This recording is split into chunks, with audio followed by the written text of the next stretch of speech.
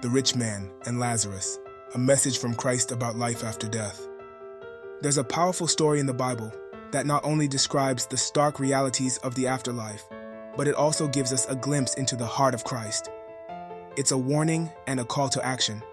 This is not just a parable, it's a message directly from Christ himself about what happens after we die. Let's listen to the story, told in modern language, as recorded in the book of Luke, chapter 16, verses 19 to 31. There was a rich man who lived in luxury every single day. He had everything he could want, surrounded by the finest foods, clothes, and comfort. He thought nothing of those in need. And at his gate, there was a beggar named Lazarus. Lazarus had nothing. His body was covered in sores, and all he could do was beg for crumbs that fell from the rich man's table.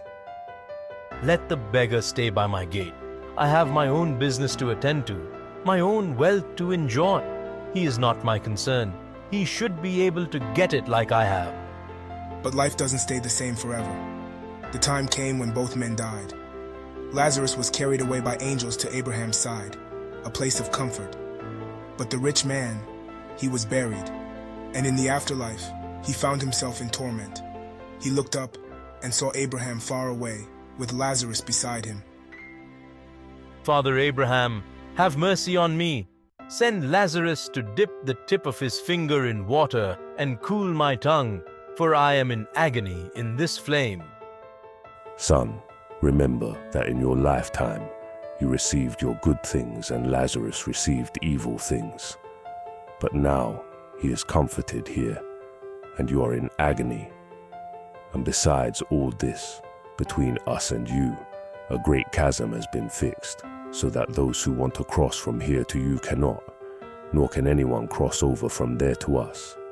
The rich man, now in torment, thought of something else. Then I beg you, Father, send Lazarus to my family, to warn them.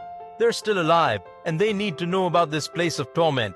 I don't want them to come here. They have Moses and the prophets. Let them listen to them. No, Father Abraham.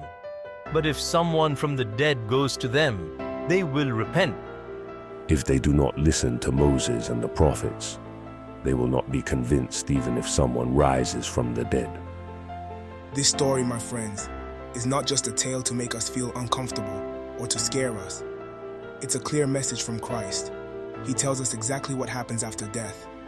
There is no turning back once our time on earth is over. It's also important to remember that Christ, the firstborn of creation, was before everything else. Before he walked the earth, he existed. As it's written in Colossians 1:17, he is before all things, and in him all things hold together. Christ knew from the beginning the realities of life and death, and he tells us that we must live in a way that aligns with the Word. We're called to care for the poor, to follow the 10 Commandments, and to be baptized. The rich man failed in all these areas. He lived only for himself.